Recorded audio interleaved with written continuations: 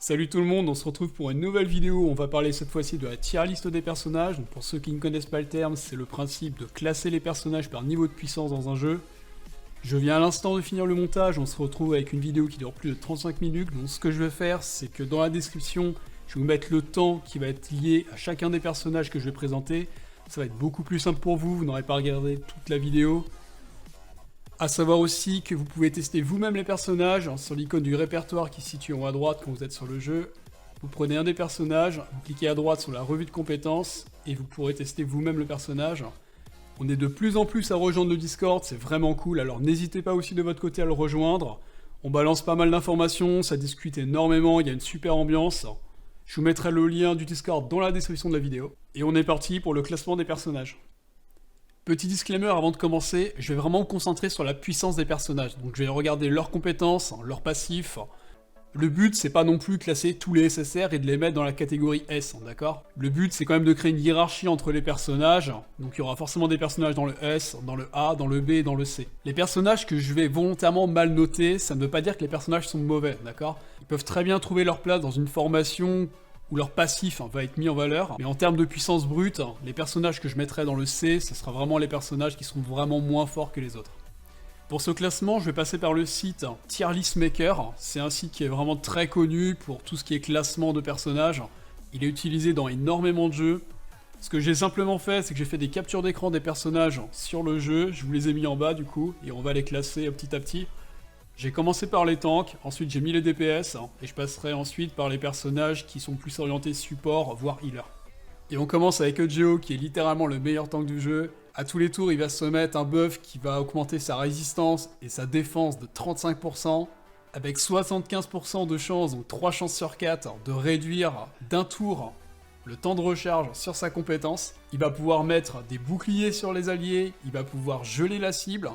Et concernant ces deux passifs, il y en a un qui augmente ses points de vie et l'autre qui va augmenter sa défense et sa résistance. Donc c'est un personnage vraiment qui est axé sur le tanking, qui va poser des buffs et qui en plus de ça va faire pas mal de dégâts de zone. Donc étant donné que c'est le meilleur tank du jeu, je vous laisse imaginer où est-ce qu'on va le placer. Hop, directement en S. On reste sur les tanks et on va passer sur Agile. Agile, c'est pas un personnage que j'apprécie. C'est un personnage qui va trouver sa place dans une composition avec d'autres DPS magiques. Il va poser un debuff sur les adversaires Breakdown, qui va augmenter les dégâts magiques de vos personnages. Au début du combat, il va poser un bouclier sur les personnages. Avec son ulti, il va poser concentration sur tous vos personnages et pendant 2 tours, et enlever tous les debuffs. Donc à l'heure actuelle, c'est pas un personnage tank à conseiller. On verra par la suite quand d'autres personnages seront ajoutés. Et pour l'instant, j'aurais tendance à le mettre en C, voilà, faut bien un personnage qu'on va mettre en C quand même. On va passer sur Heathcliff. Donc pour moi, il fait partie des meilleurs tanks du jeu. Au début du combat, il va se buff énormément, il va se mettre concentration, berserker, solide, tranquille. Et il va avoir 30% de chance pendant 2 tours d'appliquer berserker aux alliés. Donc si vous voulez vraiment exploiter ce passif au maximum, il va falloir jouer dans une équipe de personnages dégâts physiques, donc des personnages corps à corps. Sa compétence lui permet d'appliquer le taunt, donc l'adversaire sera obligé d'attaquer Heathcliff. Même les personnages qui tapent en dernière ligne seront obligés d'attaquer Heathcliff pendant 2 tours. Et il se rajoute en plus de ça un bouclier et il va enlever tous les debuffs qui sont sur lui. Pour son ulti, il va faire des dégâts de zone et retirer tous les buffs sur les ennemis. Concernant ces deux passifs, le premier va augmenter son attaque et le deuxième va augmenter son attaque, sa défense et sa résistance. Donc son deuxième passif va avoir 3 effets. Très peu de persos dans le jeu ont la chance d'avoir un deuxième passif qui va augmenter 3 statistiques. Heathcliff en fait partie. Donc pour moi, il n'y a pas d'hésitation à avoir. Il passe directement avec Eugeo, donc dans la classe S. On passe sur Lisbeth. Pareil que Heathcliff, c'est un personnage tank qui est très fort. Dès le début du combat, pendant 2 tours, elle va s'imposer une réduction de 30% de dégâts. Et à chaque fois qu'elle va recevoir des dégâts, elle va avoir 30% de chance de se mettre solide et tranquille pour une action. Comme pour Agile, c'est un personnage qui va plutôt se jouer dans une composition basée sur des dégâts magiques, vu qu'elle va imposer Breakdown sur la cible. Son ulti va mettre un bouclier sur vos personnages, il va diminuer les dégâts subis de 20% pendant 3 tours. 3 tours, c'est vraiment énorme, donc son ulti est vraiment très fort. Son premier passif va augmenter sa défense, et le deuxième va augmenter sa défense et sa résistance. Donc pour ce personnage, je vais la classer directement en S aussi. On passe sur le perso Eugène. Eugène, c'est un perso qui est orienté tank. Il est noté comme étant un tank, mais il fait aussi un très bon DPS. Je pense que les développeurs ne savaient pas trop s'ils devaient le mettre en DPS ou en tank. Ce qui le rend vraiment fort, c'est son passif. Dès le début du combat, il va perdre la moitié de ses points de vie, et la moitié de ces points de vie là vont être convertis en bouclier, qui va perdurer tant qu'il ne sera pas détruit. La particularité, c'est qu'à chaque fois qu'il va perdre 1% de ses points de vie, il va augmenter ses points de vie, sa défense et sa résistance de 0,5%. Donc vu qu'il commence le combat avec 50% de ses points de vie, vous avez directement un buff de 25% de points de vie, de défense et de résistance dès le départ. Il a aussi une capacité de leash sur ses compétences, donc à chaque fois qu'il va faire des dégâts, il va restaurer les points de vie. Donc c'est pareil que pour Lisbeth, c'est un peu le même principe, c'est que plus il va faire de dégâts, plus il va récupérer de points de vie. Il est considéré par le jeu comme étant un tank, et c'est pas pour autant qu'il faut uniquement lui mettre des gemmes de survie, il faudra aussi lui mettre des gemmes d'attaque. Concernant ces deux passifs, il va augmenter son attaque, et pour le deuxième, ses points de vie et son blocage. Le blocage, c'est vraiment une statistique très forte sur le jeu, qui est vraiment sous-estimée. Ça permet de réduire la pénétration adverse, donc forcément vous prenez beaucoup moins de dégâts. Donc lui, c'est un peu compliqué de le noter, parce qu'il est considéré comme étant un tank, mais je le vois plus comme un DPS off-tank. Donc je le mettrais plutôt en A, je pense. A ou S. Non, je vais le laisser en A. On va passer sur Argo, qui est un personnage vraiment très fort. Son passif va augmenter de 15% ses dégâts à chaque fois que l'ennemi a un debuff. Donc 15% sur un debuff, 30% sur un deuxième. Si le personnage adverse a 3 debuffs, elle monte à 45%. C'est un personnage qui, avec son attaque de base, va attaquer directement la dernière ligne adverse. La compétence, c'est ce qui fait vraiment que le perso est très fort. Pendant un tour, elle va se mettre Berserker, elle va augmenter sa barre pour son coup ultime, elle va enlever tous les debuffs sur elle-même, et va tout de suite faire 2 attaques de base. Donc si le personnage utilise sa compétence, elle va directement se mettre Berserker, elle va taper 2 fois l'adversaire, son attaque de base n'a pas été dépensée, donc elle va, sur le même tour, refaire 2 attaques, et pour le peu qu'elle arrive à finir un personnage adverse, elle va réaugmenter encore une fois sa barre d'ulti, ce qui fait qu'elle peut potentiellement partir sur 3 attaques sur le même tour. Donc sa compétence, qui va faire 2 attaques, sa compétence de base, qui va relancer 2 attaques, et son ulti sur le même tour. Concernant son ulti, il va taper directement à la cible qui a le moins de points de vie, donc c'est un finish qui est vraiment excellent, avec des dégâts qui sont énormes. Concernant ses passifs, on a une augmentation de son coup critique, son intelligence et ses points de vie. Donc je sais pas si vraiment son intelligence est augmentée, faudrait voir. Vu que c'est un personnage qui fait des dégâts physiques, il n'y a aucun intérêt à augmenter son intelligence. Sauf quand on évolue assez loin dans le jeu, ce qui nous permet de convertir une partie d'intelligence en attaque. Est-ce que c'est un bug de traduction, et en fait ça serait pas de l'intelligence mais de l'attaque, je sais pas du tout. Donc pour Argo, on la place directement en S. Et on passe sur le personnage principal du jeu. Donc lui, c'est assez spécial. C'est un personnage qui va s'autosuffire à lui-même. Donc c'est un personnage qui ne va pas buff, qui ne va pas mettre de debuff. C'est juste le gros bourrin par excellence. C'est un DPS 100% mono-cible, il n'a aucun sort qui fait du multi-cible, et ses deux passifs, c'est de l'attaque et du coup critique. Il n'y a pas grand chose à en dire.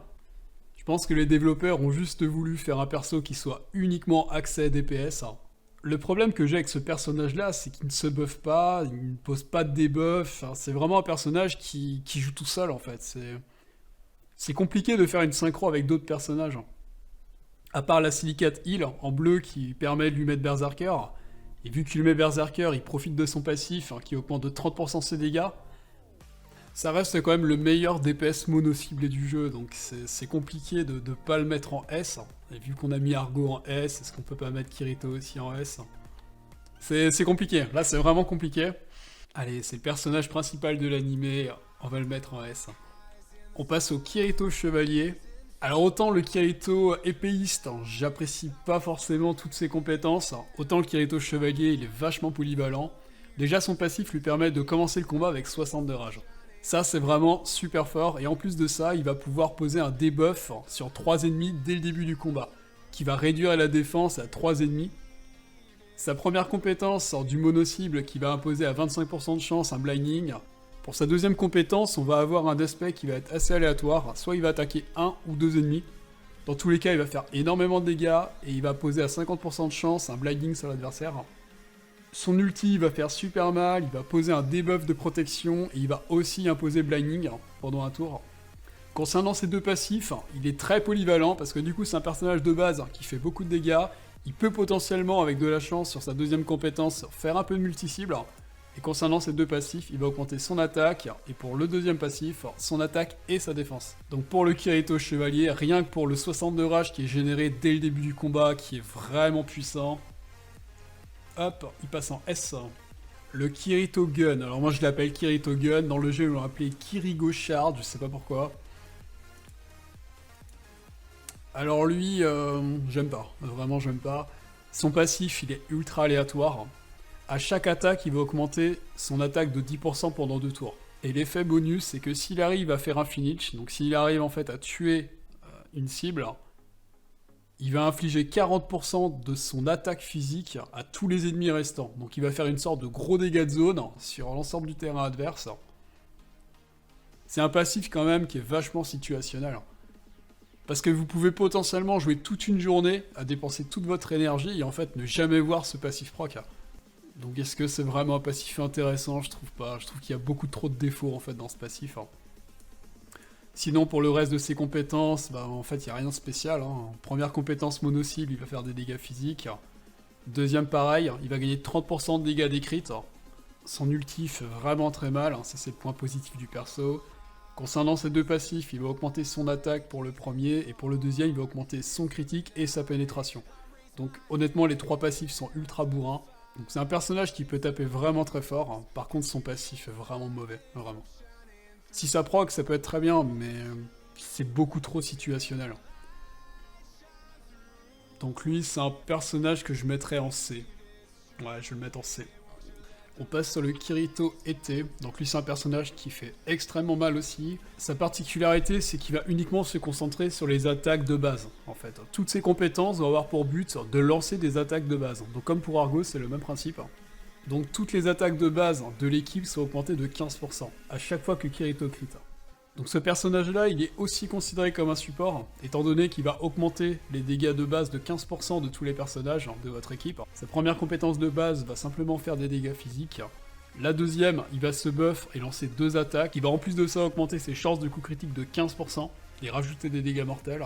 Son ulti, il va partir en attaque de base 3 fois, avec une augmentation des chances de coup critique de 15%. Concernant ces deux passifs, il va augmenter ses points de vie, sa défense et sa résistance. Bon, si vous n'avez pas la combinaison des 4 pièces sur votre stuff qui augmente les chances de coup critique, ça va être compliqué de le jouer.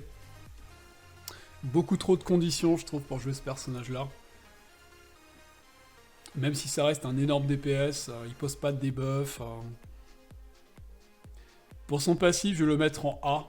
Son passif est quand même très intéressant. Mais il mérite pas plus. Ouais, il va rester en A. On va passer sur Klein. Donc pour changer, ça va pas être cette fois-ci un DPS physique, ça va être un DPS magique. Pour son passif, il augmente ses dégâts de 60% sur les ennemis qui sont sous l'effet de Burning. Alors, le problème dans le jeu, c'est qu'il n'y a pas assez de personnages qui font Burning. Sa première compétence va simplement faire des dégâts, pas très élevés. On est à 80% sur Durand 10, donc c'est pas énorme. Par contre, il va y avoir 10% de chance de crit supplémentaire sur cette attaque de base. Sa deuxième compétence, ça va ressembler énormément à celle de Argo, sauf que pour lui, ça va être un DPS magique, donc c'est pas Berserker qui va s'appliquer, mais concentration. Il va augmenter les dégâts sur ses coups critiques de 2%, et va faire directement 2 attaques. Pour le coup, il ressemble énormément à Argo, parce qu'il va se mettre un buff, il va lancer 2 attaques de base, il va relancer son attaque de base de son tour, et potentiellement, il peut partir en ulti juste derrière.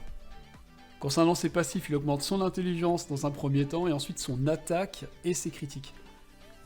Donc encore une fois, est-ce que c'est un problème lié au personnage? Est-ce que c'est pas de l'attaque mais de l'intelligence? Ça n'a aucun intérêt de mettre de l'attaque sur un personnage qui fait des dégâts magiques. Donc est-ce que c'est encore un problème de traduction? Je sais pas. Et la différence de Argo qui va taper en dernière ligne, ce personnage-là va taper directement sur la première ligne. Ce sera un perso qui pourra être viable plus tard, je pense, avec en combinaison un autre personnage qui pose régulièrement Burning. Pour l'instant, c'est pas un perso qui est vraiment intéressant.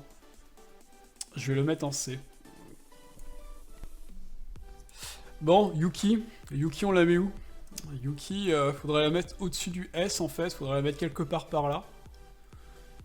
Ouais, Yuki c'est le meilleur personnage du jeu, de toute façon. Elle pose tellement de debuffs, elle se met des buffs qui augmentent ses dégâts. Lorsqu'elle est toute seule dans l'équipe, donc si vos 4 personnages sont morts et qu'il reste uniquement Yuki, elle se donne un boost de 25% à toutes les statistiques, c'est vraiment super fort. Son attaque de base permet d'attaquer directement sur toute la ligne, donc à la différence des autres personnages qui vont attaquer avec leurs compétences ou leur ulti, Yuki de base va attaquer directement les 3 cibles. Donc peut activer encore plus facilement les debuffs qu'elle va poser sur les ennemis. Ce qui est vraiment fort sur ce personnage là, c'est que juste avec son attaque de base, elle tape directement toute la ligne adverse. Et c'est le seul personnage du jeu qui fait ça en fait. Et elle a aussi une particularité qu'elle est la seule à avoir dans le jeu, c'est que si on regarde son rôle, c'est écrit dommage mixte. Ce qui fait que les dégâts qu'elle va infliger ne sont pas uniquement dus à son attaque, mais aussi à son intelligence. Donc il y aura 50% de ses dégâts qui seront du physique et 50% de ses dégâts magiques. Donc au niveau de l'équipement, ce qu'il va falloir faire sur ce personnage-là, c'est vraiment le maxer pour que ça soit un gros bourrin. Un peu comme le Kirito épéiste, c'est le même principe. C'est un personnage qui va être là pour faire énormément de dégâts.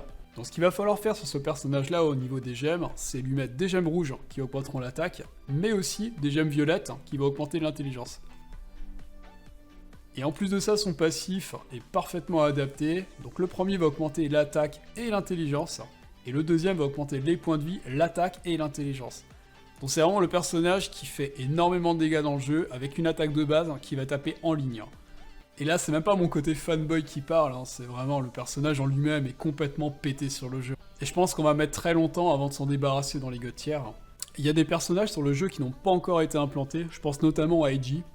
Je pense que Eiji pourrait être un concurrent de Yuki, à voir quand ils sortiront, voir s'ils respectent un peu l'animé en termes de puissance, etc.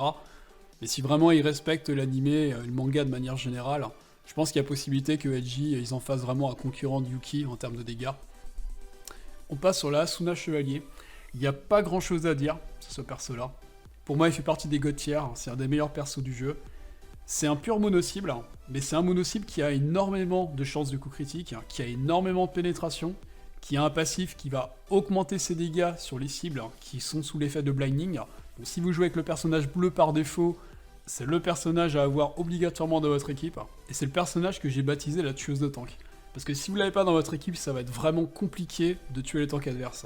Si vous avez Asuna, ça va vraiment vous faire gagner un temps fou pour tuer le tank adverse. Ce que je n'ai pas précisé au niveau du Kirito Chevalier, c'est qu'à partir du niveau 60, vous pourrez l'acheter directement dans la boutique d'arène. Donc entre les pièces d'arène, vous pourrez récupérer des fragments de Kirito Chevalier, et Asuna c'est le même principe, sauf que vous l'avez avant le niveau 60, et c'est via la boutique de guilde. Donc c'est un perso qu'on peut qualifier de free-to-play, vu que ça reste un personnage que vous pourrez facilement avoir en fait sur le long terme. À chaque action, elle va augmenter son taux de pénétration, donc plus le combat va durer, plus elle va faire de dégâts. Et pour vous donner un ordre d'idée, ça m'arrive de croiser des joueurs qui ont quasiment 300k, voire 400k de CP de plus que moi. Pourtant, mon Asuna arrive directement à one-shot leur tank. Donc ce qui se passe, c'est que j'ai mes personnages qui doivent à chaque tour peut-être faire 10% de dégâts sur le tank adverse, vu qu'il y a énormément de différence de CP. Asuna arrive, elle lâche sa compétence, son ulti juste derrière, et tu le tank en un tour. Donc vraiment, le Kirito Chevalier, qui est considéré comme free-to-play, vous pouvez l'avoir. La Asuna, vous pouvez aussi l'avoir. Les deux se synchronisent super bien, vu que le Kirito va poser aussi blinding, en plus du personnage de base bleu si vous l'avez. Donc vous avez déjà dans votre équipe deux persos free-to-play qui posent blinding. Asuna qui derrière va augmenter ses dégâts de 30% chaque fois qu'un ennemi subit un blinding. À la différence du burning qui est pas très présent encore sur le jeu en termes de debuff, le blinding il est relativement présent. De mémoire, donc il y a le personnage de base bleu qui le fait, il y a le Kirito Chevalier qui pose aussi un blinding. Il y a aussi la Shino, alors je crois que c'est celle qui avec un arc. Celle avec un arc doit poser aussi un blinding de mémoire. Donc il y a quand même pas mal de persos qui posent blinding, donc ce qui fait que l'Asuna peut être facilement combinable avec d'autres personnages. Donc c'est un perso sans aucune hésitation que je mets directement dans les S. On passe sur Oberon, donc en fait là on va arriver sur une série de personnages qui sont à mon sens un peu moins forts que les autres. Oberon c'est un personnage qui est vraiment axé sur les debuffs. Donc au début du tour il va poser un breakdown qui va diminuer la résistance de 3 ennemis pendant 3 tours. A chaque fois qu'un ennemi est tué il va aussi restaurer 20 de rage. Sa première attaque il a une chance d'imposer blinding, sa deuxième il a une chance d'imposer paralysie, donc ce qui va bloquer le tour de l'adversaire sur le personnage en question. Son ulti pose un poison et va attaquer tous les ennemis, ça c'est très fort aussi, il n'y a pas beaucoup d'ultis qui permettent d'attaquer tous les ennemis. Concernant ses passifs, il va augmenter son intelligence, et pour le second, son intelligence et sa résistance. Donc c'est pas un perso qui est God tier, c'est un perso qui est bien, qui pose plusieurs debuffs, qui fait pas mal de contrôle aussi avec sa paralysie. Il a quand même une chance sur deux de poser paralysie, donc il peut carrément bloquer un tour de l'adversaire sur un des personnages, qui en plus de ça va cibler par défaut celui qui va utiliser une compétence. Donc c'est un personnage qui n'est pas forcément axé sur les dégâts, à part son ulti qui est vraiment sur les dégâts de zone. Donc c'est un personnage que je vais classer en B. Pour Alicia, je vais pas passer beaucoup de temps dessus, c'est pas un perso qui est intéressant. C'est un personnage qui va poser Blinding, qui va attaquer en ligne avec sa deuxième compétence. La seule chose qui est vraiment intéressante sur ce personnage-là, c'est qu'elle va booster d'autres personnages de l'élémentaire, et son ulti va permettre de réduire la compétence ultime de l'adversaire qui va être touché. Donc potentiellement, ça peut effectivement réduire sa compétence ultime, mais ça peut aussi ne pas la réduire si le personnage adverse est passé en ulti le tour précédent. Donc pour moi, c'est pas un perso qui est intéressant. Sur ses passifs, alors, le premier va augmenter son esquive de 380, c'est quand même énorme, 380. Je pense qu'avec 380 d'esquive, on doit être autour des peut-être 30 à 35% d'esquive, hein, je pense, un truc dans le genre. Pour moi, c'est pas du tout un personnage intéressant. Il n'y a pas assez de capacité offensive. Elle booste uniquement les personnages de terre. Les personnages de terre sont majoritairement des tanks sur le jeu. C'est pas un personnage que j'apprécie, je vais la classer dans les C.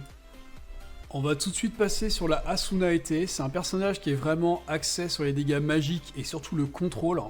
À chaque fois que l'ennemi a un debuff, les dégâts d'Asuna vont augmenter de 15%, donc c'est exactement le même passif que Argo. Et au début de votre tour, elle va aussi enlever tous les debuffs qu'elle a sur elle-même. Donc ça, c'est vraiment pas mal. Sa première compétence, qui est du mono-cible, va directement geler la cible. Sa deuxième compétence, qui va attaquer en ligne, va directement geler les 3 adversaires, pareil pendant un tour. Son ulti, c'est un dégât de zone, donc il va taper tout le terrain adverse, avec 68% de chance de geler les adversaires. Donc si vous avez de la chance, vous avez carrément la possibilité de geler le terrain complet de l'adversaire, ce qui fait qu'il ne jouera pas et vous enchaînez votre deuxième tour directement. Concernant ses passifs, on va être sur de la vitesse pour le premier, et sur le second, de la vitesse et de l'attaque magique. C'est quand même très important que ce personnage-là puisse attaquer avant tout le monde. Sur les personnages de contrôle comme ça, il faut absolument que votre personnage ait plus de vitesse que l'adversaire. Pour que le gel soit efficace, il faut absolument que Asuna attaque avant ses adversaires. Après, à voir si c'est intéressant ou non, mais peut-être mettre quelques gemmes de vitesse pour assurer le coup et être sûr et certain qu'elle attaque toujours en première position. En termes de contrôle, il n'y a à l'heure actuelle aucun personnage qui soit aussi fort. Donc c'est un personnage qui passe directement dans les S. Et on enchaîne avec Po. Son passif est assez intéressant. Lorsqu'il va y avoir un personnage qui va mourir, on va recevoir 15% de heal sur un des persos de votre équipe de manière aléatoire. Et il va gagner un tour sur sa compétence. Si sa prochaine compétence est disponible dans 2 tours, il va passer de 2 à 1 tour. Donc en fait, il va littéralement gagner un tour sur l'utilisation de sa prochaine compétence.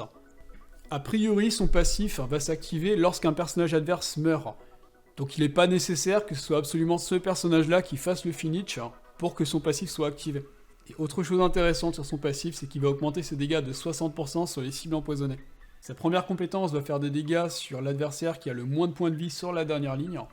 Sa deuxième compétence va appliquer Berserker et concentration à 3 membres de votre équipe, et aussi augmenter leur chance de coup critique de 14,5% pendant 2 tours. Il y a très peu de personnages qui ont des compétences comme ça de buff qui sont aussi puissantes. Et concernant son ulti, il va infliger des dégâts sur la dernière ligne au personnage qui a le moins de points de vie. Donc exactement le même principe que son attaque de base, mais cette fois avec un gros pourcentage de dégâts.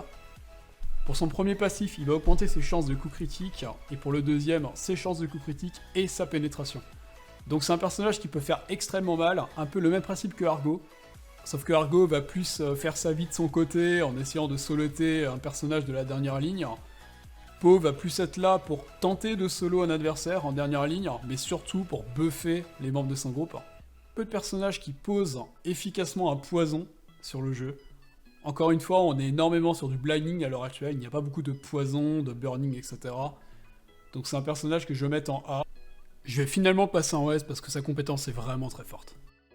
On va parler de Sakuya maintenant, donc elle a un passif qui est quand même assez intéressant. Si on arrive à tuer la cible, tous les héros de type vent vont augmenter leurs dégâts de 20%. Sa première compétence va simplement faire des dégâts mono-cibles.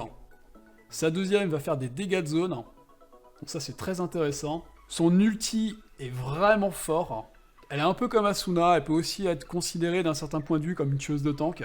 Elle va infliger 221% de dégâts, donc ça c'est le pourcentage qui est lié au niveau 10 de la compétence, et va multiplier par 2 ses dégâts si la cible a un bouclier. Elle a qu'un seul passif de son côté qui va augmenter son hit de 380, donc ça augmente énormément ses chances de toucher, et qui va aussi augmenter son intelligence. C'est un personnage qui va uniquement être intéressant si les autres DPS de l'équipe sont du type vent. Il y a toujours cette condition où il faut absolument tuer un personnage adverse pour activer un proc. Donc là, c'est assez discutable. Soit elle peut passer en A, soit en B. Je vais la mettre en B. On va passer sur Shino, donc dans un premier temps, c'est celle avec un arc. Concernant sa compétence passive, elle a 15% de chance à chaque action d'imposer un blinding sur l'adversaire pendant un tour, et elle augmente aussi les dégâts infligés par son blinding de 2%. C'est vraiment ridicule, donc on va carrément faire abstraction de ce bonus là. C'est un personnage qui va faire des dégâts magiques. Sa première compétence a 25% de chance d'imposer un breakdown sur l'adversaire pendant un tour. La deuxième compétence qui va taper directement sur toute la ligne et va imposer breakdown obligatoirement à 100% de chance pendant un tour. Et sa compétence ulti qui elle aussi tape sur toute la ligne et qui va imposer breakdown sur la cible. Concernant ces deux passifs, le premier va augmenter sa pénétration et le deuxième va augmenter son intelligence et ses critiques. C'est un personnage qui est vraiment très très fort. On est quand même sur un personnage qui pose constamment un debuff breakdown sur la cible, et qui en plus de ça, via sa deuxième compétence et son ulti, va taper dans les deux cas sur toute la ligne adverse. Donc si vous tombez sur une formation où l'adversaire a ses trois personnages sur la même ligne et que Shino a la chance de pouvoir la taper, ça va vraiment être un carnage. Le seul problème qu'on a sur ce personnage-là, c'est son passif. 15% de chance d'imposer blinding, c'est pas beaucoup.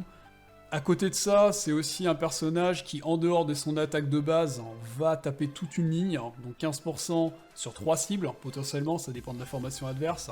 Donc on peut facilement monter à 45% de chance d'imposer déjà un blinding, sans compter qu'on impose aussi un breakdown. Donc c'est le personnage, par exemple, qui va vraiment faire le taf si vous l'utilisez avec l'IFA. L'IFA qui, elle aussi, a un dégât de zone, qui en plus de ça, va profiter du breakdown que la Shino va poser. Le problème des personnages qui ont tendance à poser des debuffs comme ça avec toutes leurs compétences, en l'occurrence elle pose du breakdown, c'est que c'est des personnages qui ont généralement beaucoup de vitesse, et comme c'est des personnages qui ont beaucoup de vitesse, ils n'ont pas beaucoup de défense et de résistance, donc ils sont extrêmement fragiles. C'est pour ça qu'on peut voir des personnages qui sont vraiment axés DPS, qui se retrouvent avec des passifs de survie pour compenser un peu cette perte. Et là sur Shino, on a vraiment un personnage qui est 100% axé dégâts. Donc pour moi, c'est un personnage qui prend super cher. Est-ce qu'elle mérite sa place avec les autres personnages que j'ai classés en S? Je pense que je vais plutôt la mettre en A. Je vais la mettre en A.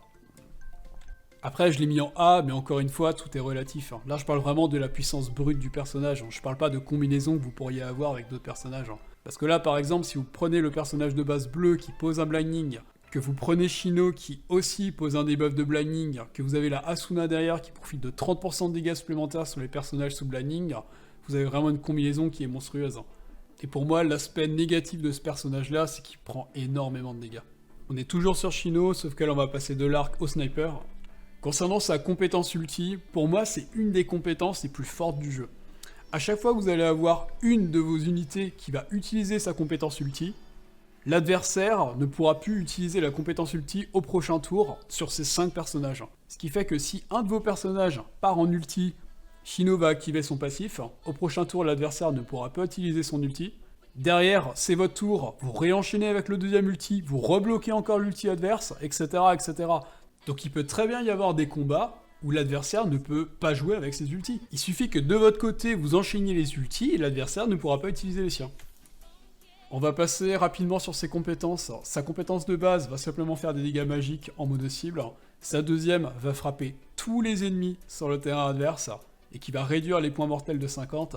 Alors sa compétence ulti, c'est un peu problématique. C'est un personnage qu'il va falloir mettre au centre de votre formation. Donc il faut vraiment en fait sur les 9 cases, il faut absolument qu'elle soit au centre. Sa compétence ulti va faire en sorte que le personnage qui va être situé sur sa droite, au-dessus, sur sa gauche et juste en dessous, va bénéficier d'une augmentation de chance de coup critique de 15%.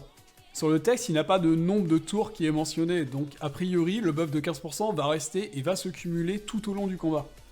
Concernant ces deux passifs, le premier va augmenter son attaque magique, donc en fait c'est l'intelligence, et le deuxième, elle va augmenter sa vitesse et ses points de vie. Ça c'est un personnage uniquement pour son passif, elle mérite largement sa place dans les S.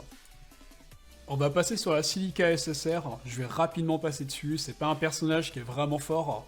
Personnellement, je m'en sers comme off-tank, vu que j'ai pas la chance d'avoir deux tanks dans mon équipe, donc j'ai mon personnage bleu de base que je mets en première ligne, et je mets aussi ce personnage-là toujours sur la première ligne qui sert aussi de off-tank, qui permet de partager les dégâts entre les deux personnages. C'est un personnage que vous débloquez assez tôt dans le jeu, ce qui vous permet de monter assez facilement ses étoiles, et comme c'est un personnage SSR, et qu'à ce moment-là vous avez énormément de personnages rares, c'est un personnage du coup qui a énormément de stats par rapport aux autres. En dehors de ça, c'est pas un personnage qui est vraiment intéressant. À tous les tours, elle va s'activer un buff qui va augmenter ses dégâts via concentration. Concernant son attaque de base, sa compétence et son ulti, c'est exactement les mêmes sorts avec des pourcentages de dégâts qui varient forcément. Et c'est des compétences qui vont attaquer l'ennemi avec le moins de points de vie sur la dernière ligne adverse. Pour ces deux passifs, elle va augmenter son critique pour le premier et son critique et l'intelligence pour le second. C'est un personnage free-to-play qui vous est offert au début d'un serveur quand vous allez remplir un certain nombre de missions, mais qui en soi n'est pas très intéressant. Donc ça c'est le genre de personnage qu'on met en C. Sinker, donc c'est pas un personnage qui est très fort non plus, c'est un personnage qui va partir en ulti un peu plus facilement que les autres, grâce à son passif. Dès le début du combat, il va augmenter sa barre d'ulti de 15%, et à chaque tour, pendant 3 tours, il va regagner 15%, ce qui fait que c'est un personnage en 5 tours qui peut potentiellement partir 2 fois en SP. Son attaque de base, ça va être un pur mono-cible. Le deuxième, il va attaquer de façon verticale, avec 50% de chance d'appliquer Breakdown. Concernant son ulti, c'est exactement le même que sa compétence, avec un pourcentage de dégâts un peu plus élevé et avec 50% de chance d'appliquer Breakdown. Concernant ces deux passifs, le premier augmente son attaque, encore une fois c'est un personnage magique, donc ça devrait être de l'intelligence, je sais pas si c'est un problème de traduction ou si vraiment il augmente son attaque. Pour son deuxième passif, cette fois-ci il augmente son intelligence et son blocage. C'est pas un personnage qui est vraiment fort, c'est un personnage que vous pourrez avoir assez facilement dans la boutique avec les pièces d'arène. Et pour moi c'est un personnage qui est directement classé en C. La Silica été, qui est le meilleur buffer du jeu, son passif, il va augmenter de 15% les chances du coup critique de toute l'équipe, et qui en plus de ça, va les augmenter de 2% par tour, pour un maximum de 25%. Ça veut dire que vous commencez le combat avec 15% de chance de critique, à chaque tour vous gagnez 2%, pour un maximum de 25%. Donc en fait, le 25% de chance de coup critique, pour toute l'équipe, vous allez l'atteindre au bout du 6ème tour, excepté pour les personnages de type feu, donc les personnages rouges, où le bonus n'est pas limité à 25% mais à 50%. Donc pour tirer pleinement parti de son bonus, il faudra jouer avec des personnages de type feu, atteindre au moins 11 tours, donc ça sera plutôt réservé pour les events. Il y a des personnages dans le jeu qui forment des super duos, par exemple ce personnage-là qui va augmenter les chances de coup critique de toute l'équipe, et qui en plus de ça, double son efficacité sur les personnages de type feu. Il suffit en fait de trouver un personnage rouge qui demande à faire des coups critiques pour être efficace, et lequel est parfaitement adapté à ce genre de cas de figure, le Kirito été. Concernant sa première compétence, elle va choisir au hasard un des membres de votre groupe et lui ajouter une attaque physique ou une attaque magique, et qui va rajouter en plus de ça 30% de dégâts sur les coups critiques. Sa deuxième compétence, elle va elle-même faire des dégâts sur toute l'équipe, retirer tous les buffs adverses, et ajouter 20 points mortels à toute l'équipe. Son ulti, elle va encore choisir un membre de votre équipe, lui donner une attaque bonus avec 30% de chance de dégâts sur les coups critiques. Concernant ses deux passifs, elle va augmenter son critique et les dégâts de ses coups critiques. Et pour le second, elle va encore une fois augmenter ses coups critiques. Si on regarde les passifs qui sont au niveau 10, elle augmente de 6,8, on va arrondir à 7. Ça veut dire qu'avec uniquement ces deux passifs, elle monte à 14%, plus 15% dès le début du combat, ce qui fait qu'avec uniquement ces trois passifs, elle augmente déjà ses chances de coups critiques de 29%. Donc c'est à la fois un buffer, à la fois un personnage qui va faire des dégâts de zone avec sa compétence, avec énormément de chances de coups critiques et de dégâts décrits. Ce perso-là, elle devrait en fait se situer, comme je le faisais tout à l'heure avec Yuki, au-dessus des A, vraiment dans les god tiers. J'aurais peut-être dû rajouter une catégorie, où je mettrais justement cette Silica avec la Yuki. On va la mettre en S du coup. On passe sur Alice, qui est un personnage god tier, comme la Yuki, comme la Silica. C'est un personnage qui est complètement broken. Son passif, elle va sélectionner dans un premier temps le personnage avec le plus d'intelligence dans votre équipe et lui accorder 40 points mortels. La seconde partie de son passif, à chaque fois qu'elle va lancer son propre ulti, elle va réduire le cooldown de sa compétence de 2 tours. Sa compétence de base, elle va soigner tous vos personnages pour 24% de son intelligence. C'est pas comme les autres healers où elle va sélectionner le personnage qui a le moins de points de vie pour le soigner, non, là elle va soigner littéralement tous vos personnages. Sa deuxième compétence, elle va faire des dégâts à hauteur de 136% sur tous les adversaires. Pour son ulti, elle va sélectionner votre personnage qui a le plus d'intelligence et lui restaurer 100 points de mortel, avec un bouclier qui va absorber 23% de son total de HP. Et ce que je trouve quand même dommage sur ce jeu, c'est qu'il y a des personnages qui surclassent complètement les autres. Ça aurait été quand même bien de réévaluer certains personnages et de les nerf un peu, parce que là ça devient complètement débile.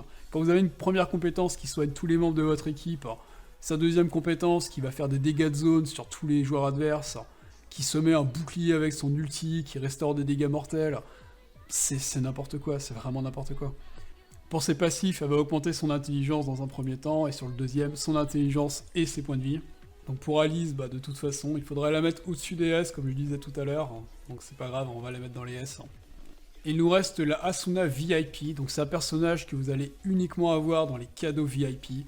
Donc contrairement à certains personnages qui sont totalement free-to-play, ce personnage-là est totalement pay-to-win. Vous n'avez aucune possibilité de l'avoir autrement, et c'est volontaire de la part des développeurs, c'est comme ça. Son passif, elle va augmenter ses propres dégâts de 15% pendant 2 tours, ce qui est complètement absurde vu qu'elle fait absolument aucun dégât. Deuxième partie de son passif, elle va imposer Berserker avec concentration à 4 héros d'eau pendant 3 tours. Pour sa compétence de base, elle va soigner à hauteur de 56% de son intelligence et retirer un debuff. Pour sa deuxième compétence, elle va soigner à la hauteur de 48% de son intelligence, mettre un bouclier sur la cible pour 29% de son total de PV, et ajouter 30 points de cool kill. Pour son ulti, elle va prendre le personnage qui a le moins de points de vie, remonter sa barre de points de vie de 62%, donc autant dire qu'elle remet quasiment full life votre personnage. Elle va lui enlever tous les debuffs et lui ajouter 60 points de coup utile. Pour ses passifs, elle va augmenter son intelligence, une nouvelle fois son intelligence et sa résistance. Que dire de plus Que dire de plus sur ce personnage-là? Bon bah, hop, en S. Un excellent healer, un excellent buffer, elle retire les debuffs, elle met des buffs, elle fait en sorte que les personnages partent rapidement au coup ulti, mais elle a vraiment son efficacité dans des compositions avec des personnages de type O. Je ferai une vidéo sur une des compositions que j'ai trouvées où justement cette Asuna-là VIP est obligatoire. Donc avec la première ébauche, voilà le tableau qu'on obtiendrait au niveau de la tier list. Il y a un peu trop de persos dans les S, la logique voudrait que les persos les moins bons dans les S partent dans les groupes A, par exemple, histoire d'équilibrer un peu. Donc là, du coup, je serais bien tenté de mettre Po dans les A, pour équilibrer un peu. Peut-être la Chino aussi. Non, puis après, je peux pas vraiment en fait descendre les autres personnages, ils sont vraiment trop forts, donc... Pour moi, la finalité, ce serait ce tableau-là. Voilà. Je vous laisse me dire ce que vous en pensez dans les commentaires. À voir si les développeurs vont faire des retouches sur les personnages, ils vont peut-être en booster, ils vont peut-être en supprimer. Dans tous les cas, ils vont en rajouter sur le long terme. Comme je disais tout à l'heure, il y a Eiji qui n'est pas encore présent dans la liste. Donc je vais arrêter la vidéo là. Pour moi, j'ai fait le tour au niveau des compétences. Je vais enchaîner ma série de vidéos, je sais pas encore laquelle je vais faire pour la prochaine. Je vais vous laisser là avec ce super tableau et puis je vous dis à la prochaine. A plus.